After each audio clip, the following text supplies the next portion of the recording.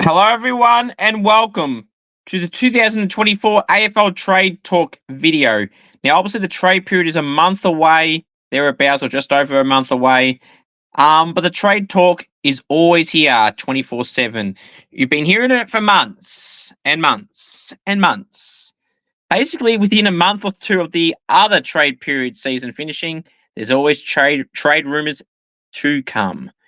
Now, before we get into everyone, we're going to go through Barrass, Battle, Pickett, Tomlinson, Haynes, Bolton, Baker, Rioli, Dan Houston. We're going to go through so many names. But before we do that, please subscribe if you haven't already. Want to smash the like button. Want to aim for 20 likes for this video. And yeah, smash the like button. Please subscribe if you haven't already. The subscriber count's gone up really well the last month. So I greatly appreciate you all. I think it's about 50 subscribers more in the last month or so. So please be another one of those 50 plus to please go and do so. I would greatly appreciate it very much. All right. Also, by the way, if you want me on Cameo, head to cameo.com/Cooper G. You want me to roast a friend, wish someone have a birthday, anything at all, cameo.com/Cooper G. All right. Now, also, two, if you haven't checked out my Scoops Middle, please go and do so. If you haven't checked out the Scoops AFLW show, please go and do so as well. Both videos have done really well from a views point of view and an interaction point of view. So I greatly appreciate you all for getting around it. And please subscribe to my Instagram channel, AFL Info Live. Greatly appreciate it. All right. Now, what name are we going to start with? Houston! We have a problem. Or do we? Now, the Dan Houston story started, around the point of him being looked at by Melbourne. He was contracted for another 3 years. And that at that point looked like that may have been his spot and destination choice if Port let him go. And then obviously the turmoil in Melbourne has happened and the Petracca staff and now Pickett and Neil Bullen leaving and then, the turmoil in the club itself, according to reports. So Dan Houston's interest in Melbourne went away very quickly. And then, clubs like Carlton got mentioned and that's gone away pretty quickly. But a new leader has emerged and it's my Saints. And the words from Sam Edmund were saying that there's a mutual conversations between Houston and the Saints. And boy, oh boy, I'll be bloody excited if we could get Dan Houston. Now he's got 3 years to go. What's he worth? Scoops, you got pick 7. Battle leaves now. If the band compo is pick 1, you get pick 8. Is 8 enough? Absolutely, that's enough. Port will ask for more, but it could be something as far as pick 8 and maybe our future 3rd or 2nd for Houston and a future 3rd or current 3rd round or whatever they've got. If they haven't got one, then a future 3rd. So that's what I feel is enough because pick 8, people don't understand. Now, yeah, Dan Houston's worth 2 first, but it depends on where those picks in the first round are. If a pick in the top 10 is on the table, which is what we have, then that's enough first round picks. If we'll say pick 13, 15 range and another first round around the same, then I will accept that. But pick 8, pick 7 or pick 8, if the compo is for battle is 8, pick 7 or 8 is fairly good enough for Port Adelaide to accept. Now, the other question, does Dan Houston leave? Dan Houston got stopped at the airport by the news crew and was asked, about his future. And I don't think Dan Houston did himself any favours with how he worded it. He's like saying, focusing on the season for the next 5 weeks, yada, yada, yada. The team's playing finals. Well, Dan, you're not playing, mate, for starters. Unfortunately, it's rigged that you're not playing. It's disgraceful. But I don't think he worded it the best. He's like, oh, yeah, we'll see after that. Like, we'll see. You're contracted. Why don't you flat out then say that you're not leaving? And then also, he was on radio this morning on 5AA saying that he's staying, he loves Port Adelaide, and he's not going anywhere, and he wants to focus on the 5 games. I think Dan Houston could be telling the truth, but he's not going to say right now, while their team's in season, that he is leaving.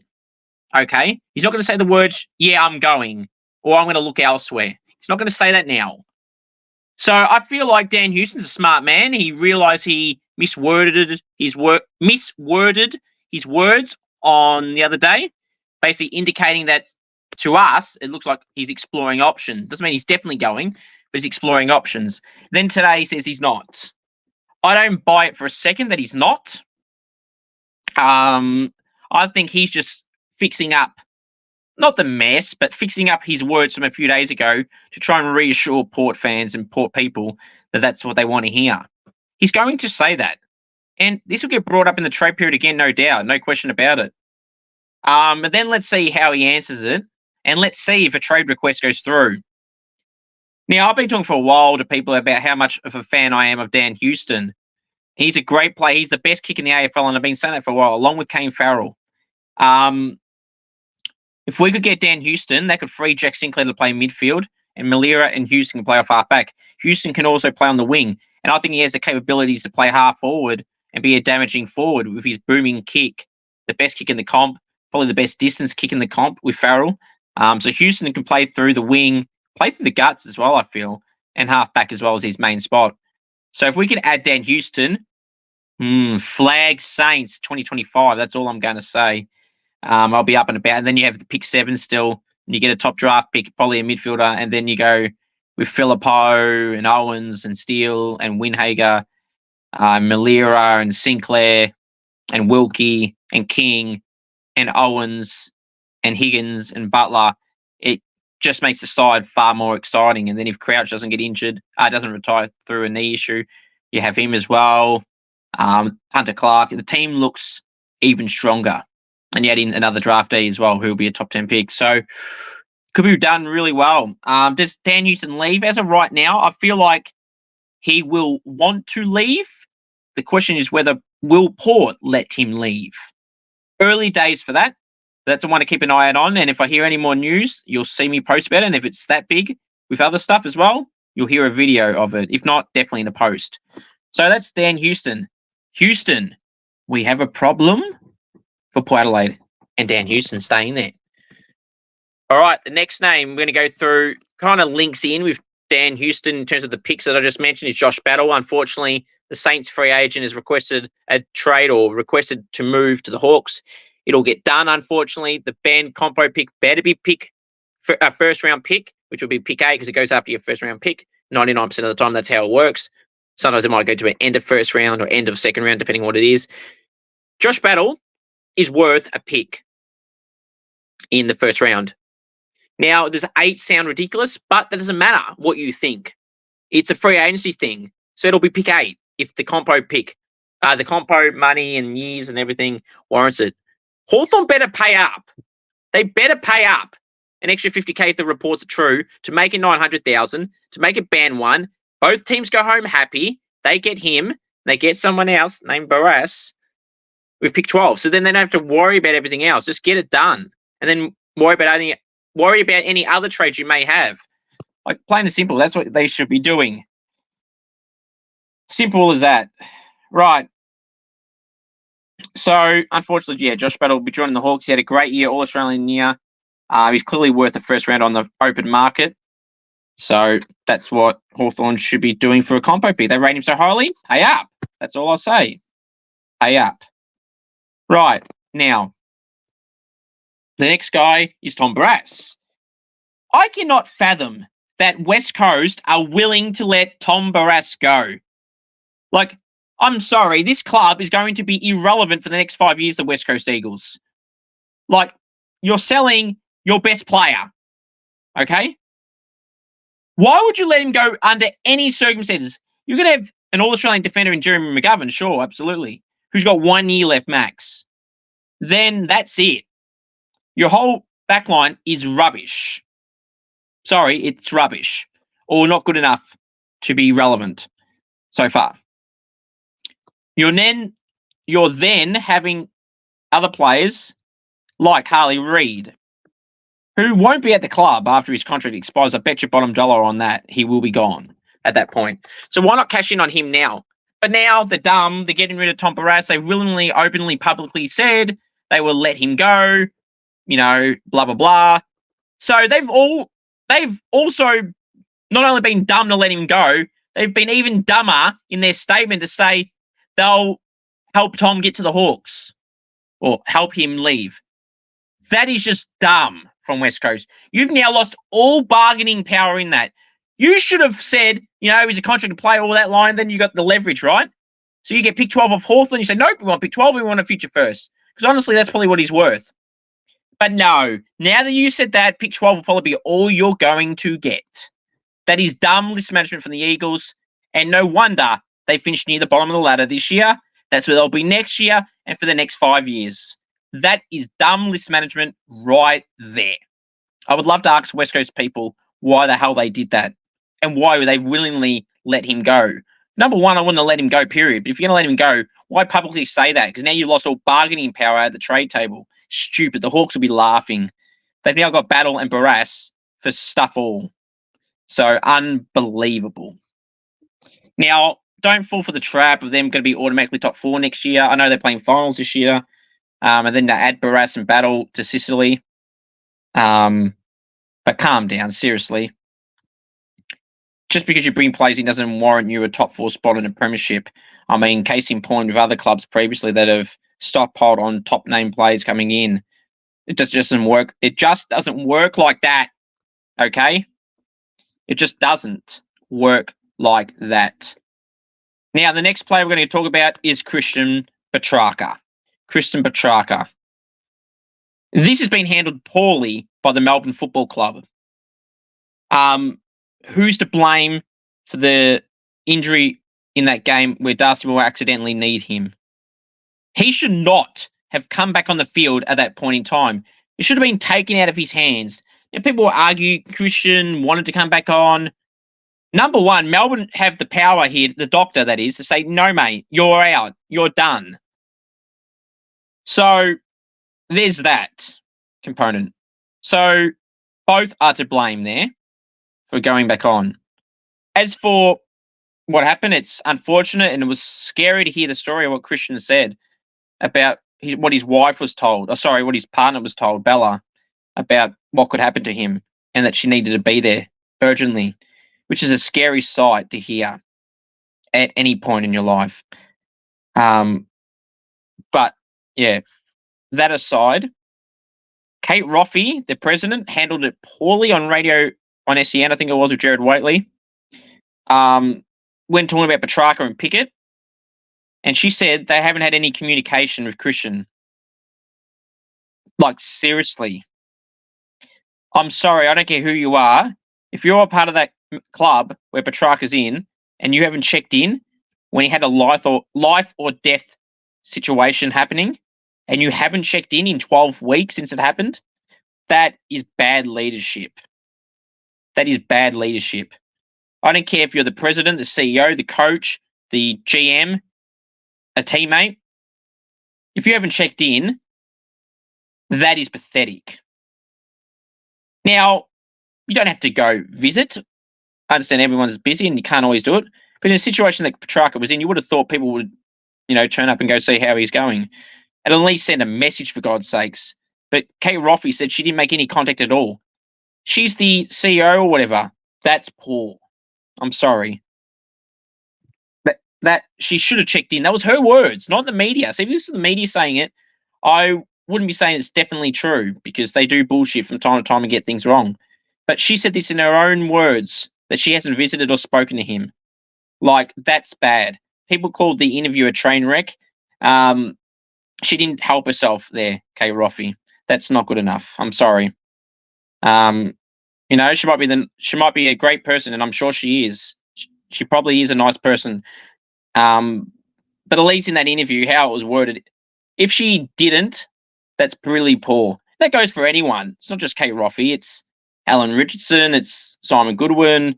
It's Max Gawn, the captain. It's anyone in those positions. If they didn't go and message him or see him, I'm not saying those people didn't. Some of those people didn't. Well, Kate Roffey said herself she hasn't made any contact. But in terms of Max Gawn, and then I think he said he has, and Simon Goodwin clearly has. That's all good. But like, people in those positions is what I'm getting at. If they haven't checked in on him, even from right now until back then, that is poor. Really poor. No matter the name, like, this is even a big name too. So I worry if this was a fringe type player, would anyone have gone? Or many people have gone. This is pathetic. How they've handled this is bad. Now, from a trade. You know what? Christian Petracca has every right to be pissed off with the Melbourne Football Club. Just this prime example from what Kay Roffey said about she hasn't even turned up. You're at a club and your CEO hasn't bothered to check in on you after that life or death situation. Like, the public have worried about Christian Petracca more than their club sometimes, it seems, and that's really sad to hear. So Christian Petracca has every right to be pissed off with Melbourne. He has every right to want to leave. And since Melbourne have handled this so bad, this is just beyond a trade at this point. Christian Petracca is in contract for 5 more years. He should be allowed to leave immediately. I know there's contract clause and everything like that, but the way they've handled this situation, Melbourne, he should be allowed to go. Now, from a trade, you can ask for the world, and fair enough, you should do. But from letting him go to holding him to his contract, if he wants to go, which we know he does, let him out. You've handled this badly. I couldn't fathom any other club doing that. I couldn't believe Melbourne did that. That the CEO and co haven't checked in. That's bad. Now, the part where he went to Noosa, and apparently only a certain few people knew, and the players were pissed off with him and questioning why he went. You know, that's also another issue. So if the players are starting to be pissed off with him as well, just let him go. Now, what I will say, though, for Petracca is he shouldn't be demanding which club he goes to. If he wants to go to a Victorian club, sure. But you can't pick and choose. You can say, yeah, I want to go to Collingwood, for example. Then, yeah, okay. But if the deal can't get done, sorry for that. If Carlton can't get the deal done with Collingwood, Melbourne can't get the deal done with Collingwood or whoever, then sorry, Christian, you go to the club that can get it done. And if it's the Bulldogs, it's the Bulldogs. If it's North Melbourne, it's North Melbourne. Saints, it's Saints. Wouldn't that be nice? But yeah, I'm not going to give you a club. People bring up Carlton and Collingwood. I would love to question their freaking salary cap, Collingwood in particular, and Carlton. So you've got Cripps, Curnow, Mackay, Walsh on huge money, Wiedering on huge money. Tom De Koning will be on huge money now for some reason. So, and there's other players around there. Zach Williams is on a long deal. Jack Silvani will be on some money. So it's just like Blake Acres will be on more money now after his insane last 2 seasons at Carlton. So, yeah, I'm going to question their salary cap. Collingwood the same. You got the Dacos brothers. You got De Goey. You got Tom Mitchell. You got Pendlebury. You got Sidebottom. You got Darcy Moore. You've got Isaac Quainer. You got Jamie Elliott. You got Lockie Schultz. So Mason Cox will probably be on a lot of money as well somehow. I can't fathom that, but apparently he will be. And Darcy Cameron. So I'd love to question their salary cap, Collingwood as well, if they can try and fit him in, when he will be on over $1 million easily per year. And some years maybe 1.6 million in it. So I'd love to ask and question Collingwood and how the hell they think they can afford him. So I'm not going to put a club to this, but I think he'll definitely request a trade. It's a matter of who and whether Melbourne let it happen. But out of respect, Melbourne should try and pick up the mess that they've done and just let him go. Ask for the world. Ask for 2 future firsts or 2 first rounders, 2 first rounders in a player or 2 first rounders in a future second or a current second. Fair enough. Go ahead and do that. But don't hold him to his contract when you've just embarrassed your club by treating him like he's nothing. That is pathetic. Now, moving on from the Christian Petracca thing, I think he will definitely request a trade. Who? I don't know. He shouldn't be able to pick the club specifically. He can pick the state. But, yeah. Melbourne, out of good faith, should try and pick up some of the mess they made and let him go. But in terms of the club, that they can negotiate. The next player, also at Melbourne, who's part of this to a degree now, is Cozzy Pickett. Obviously sees this staff. Neil Bullen's leaving as well. By the way, Alex Neil Bullen will be going to the Crows. He's nominated them the other day. So that's all I'll say on that. Family reasons he's going. He's obviously been a reasonable contributor for Melbourne. Open blessings they have. Open book. They'll let him go and they'll let him go to the Crows. See, this is how they should have handled Petracca, but they haven't. Cozzy Pickett. It was talked originally that he wanted to go home to SA. It's actually WA. You listen to Tom Morris, he says West Coast are a chance. You listen to Theo Doropoulos from South Australia, he says Freo. So you don't know who to believe. Do Melbourne let him go for starters? I don't think they do. They can't let Petracca go. Neil Bullen's already going. They can't afford to lose Pickett as well. And I'll question Freo's salary cap as well. You're trying to get, Bolton in, potentially Baker. You think somehow you're getting Chad Warner or trying to. Like, how are you going to fit all these players in? Like, seriously. But as for Pickett, I would think he'd be better suited to West Coast. For him, from a financial point of view, I don't see how Freo could give him what he wants. This is no guarantee to happen. I still say that both clubs are line ball in terms of Freo and West Coast. I think he'll request a trade. In fact, he basically has. But we'll have to see if they let him go. That's a watch his space. Christian Petracca. Oh, not Christian Petracca. Well, that is a watch his space because he picked it. Now, Liam Baker, he will join a WA club, most likely the Eagles, but Freo is still in the conversation. He's a out-of-contract player, so he'll be gone. Bolton, Shy Bolton, is requested a trade to Fremantle. Unbelievable. If I'm Richmond, I'm saying, no, mate, you're not going. We lost Rioli. We're going to lose Rioli. We're letting him go in contract. Baker's going. Jack Graham is most likely joining West Coast on a 4-year deal. Not Liam. Shy, you're not going anywhere, bud. You're not going anywhere. We can't get rid of every experienced player. And if they do, they're stupid, just like West Coast with Barrass. You can't be getting rid of all these players. I don't care how many first-round picks you have. Who's to say they'll be well? And even if they will be good, you need experienced players around them. Who the hell else have you got there? Vlosten, Nankervis and Broad, and Tom Lynch, if he stays, because he's also been linked. Who's not a name I'm going to be talking about, so I don't think that's happening. But, you know what I mean? You got all these experienced guys going. Do not let Shy Bolton go. You'd be stupid to do that. You already got Baker going. Graham most likely going. You had Martin retire. You had Grimes retire. So don't be getting rid of all these experienced players. You'd be dumb to do so. You'll be in the island of irrelevancy, just like the Eagles, for 5+ years if you do this as well. But hey, I don't care. You and West just want to sit at the bottom for 5 years in a row, then Tassie comes in and you don't get all these picks at the start. I don't care. That's your problem, not mine. Absolutely not my problem at all. Now, the next player to go through is Jack Graham, 4-year deal on the offer from the Eagles. I mean, this looked like a guarantee. Then apparently Richmond were fixing their offer, or he was considering their offer. I think he still goes. I mean, he's from South Australia, so really, does he want to really move to Perth, and West Coast is shit as well? Adelaide and Port Adelaide don't want him anymore, and they've got other things to worry about. So you're probably better off staying, to be honest. West Coast will be no better, unless the money's drastically more. Dan Rioli, West Coast, that should be another one. Oh, no, West Coast. Gold Coast want Dan Rioli. He wants the Gold Coast Suns to join Dimmer. Dan Rioli obviously lived with Damien Hardwick when he was a coach at Richmond for a bit.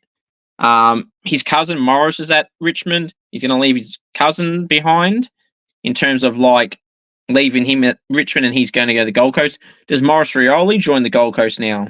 Do Richmond let this happen? They will. But they shouldn't be asking for pick 5 from Gold Coast. That's just ludicrous. He's not worth a pick in the top 10 at all. Late first at best, around 15. And Gold Coast don't have that. They have 23, 26, 32 or something. Some of those picks will get chewed up through Academy for Leo Lombard. John Noble can get tied into a pick around 34, even though I don't think he's worth that. Collingwood will let that happen. So John Noble for a pick 34 or something. Gold Coast have. I don't have the list in front of me, but it's 34. That's about right for John Noble because he's contracted. And Gold Coast aren't going to use the picks anyway because they're going to be chewed up for Leo Lombard, who will be a top 10 to 15 bidded player for the Suns, small forward. They can push through the middle. So just get the deal done for Gold Coast. Yeah, I think this gets done though. For what? It'll be somewhere in the first round, but it should not be anything like first round and second round. That's just ludicrous. Because that's overs for me, contracted or not. And if he wasn't contracted, I'd say a pick in the 20s is fair enough. Early 20s. All right, James Peatling, the Giants utility, had a really breakout season linked to my Saints, the Eagles, Melbourne, and there was a 4th club as well. I don't think that 4th club's in the mix, to be honest. I think he may stay, but if he does leave, apparently the clubs are offering double to what GWS are. GWS are apparently offering a 2-year deal.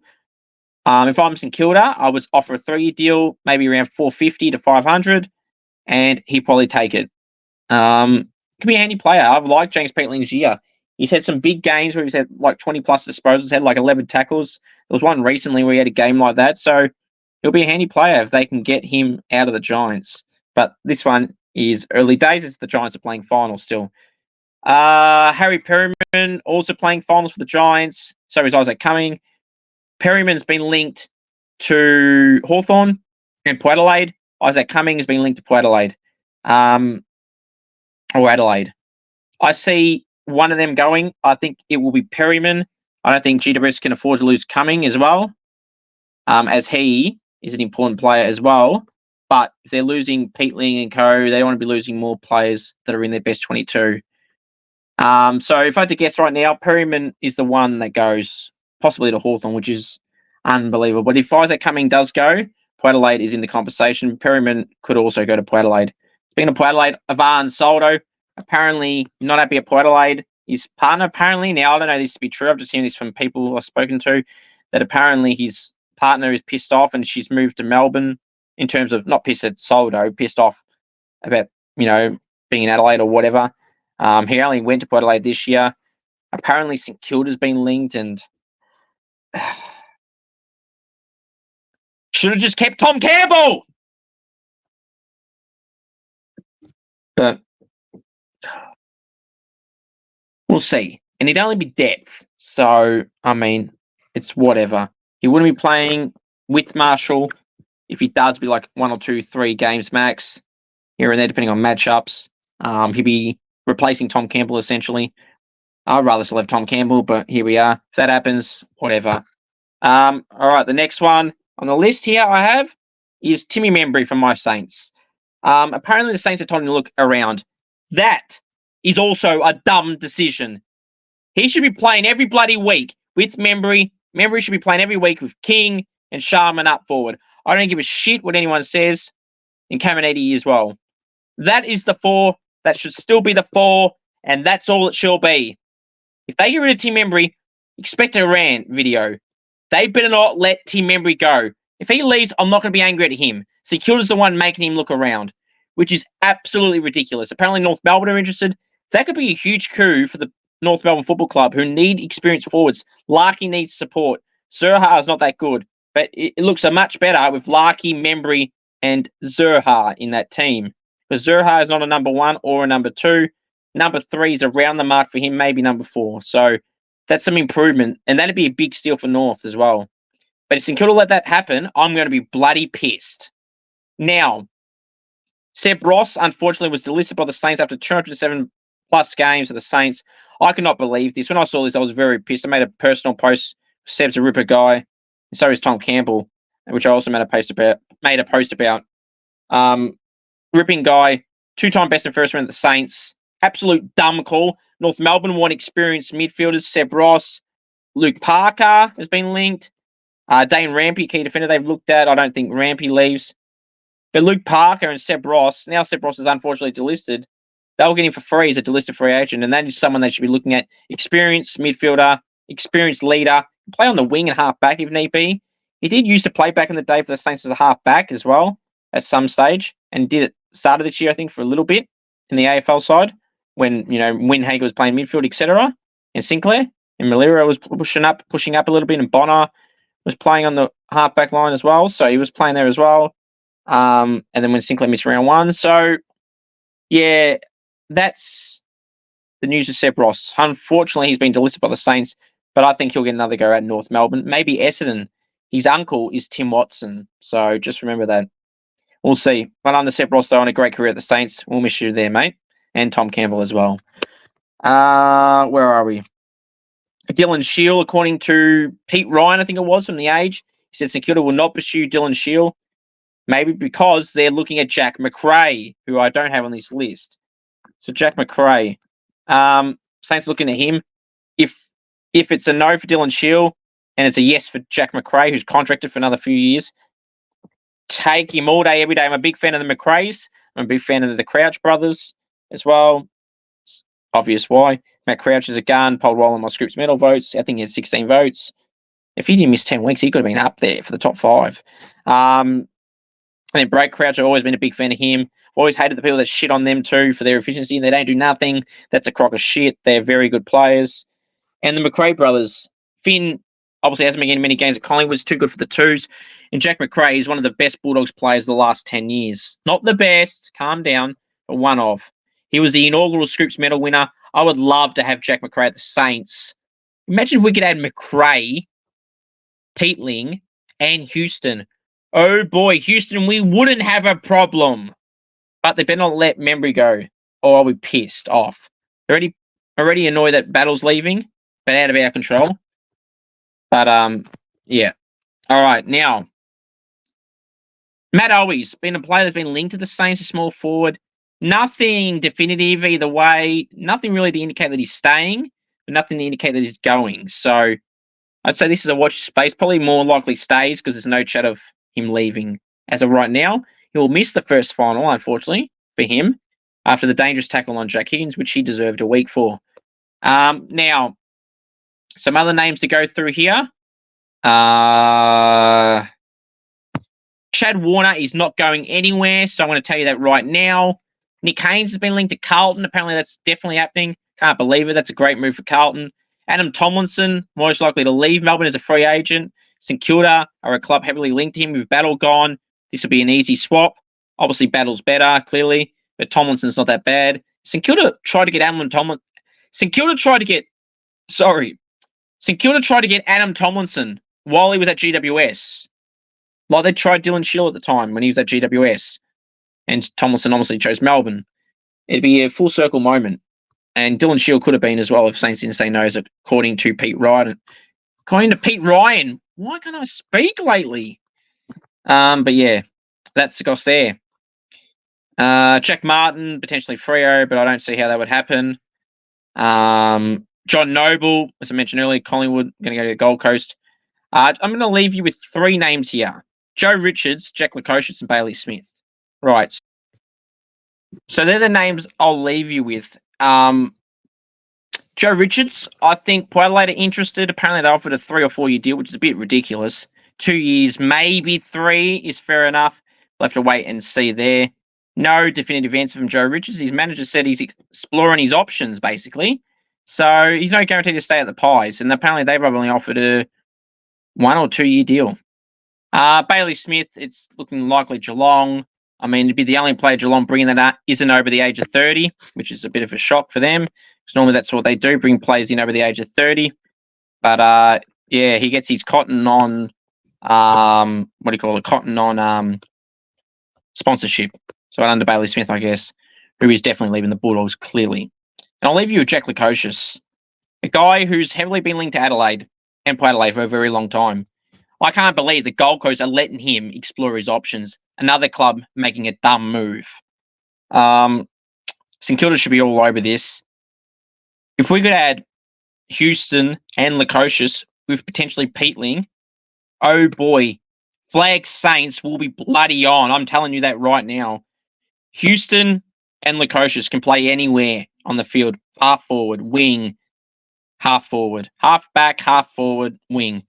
Oh boy, would I be excited if that happened. And a fully fit Max King, Membry hopefully staying, Higgins and Butler and Owens and Sharman and Mason Wood and, Philippo, Steele, Brad Hill, Liam Henry, Wilkie, Marshall, Max King, that it makes the side so much better. That would be insane. Forget about just making finals. It's Flag Saints if that happens. St Kilda should be inquiring about Jack Lukosius. Apparently, Victorian clubs are linked to him. Apparently, Collingwood said no, John Ralph, for the right price. They would, but not for what's coming in his contract and what Gold Coast may want a future first and that, which they bloody would deserve.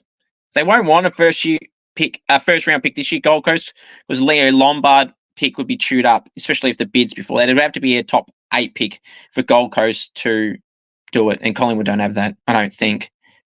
So, yeah, St Kilda, have a go with Jack Lukosius, but he's been linked to both SA clubs and technically Collingwood as well. Hope you all have enjoyed this in-depth 2024 Scoops AFL Trade Talk, the only platform that tells you the truth with these trades and the only channel that covers this that actually knows what they're talking about. Thank you all and go Saints.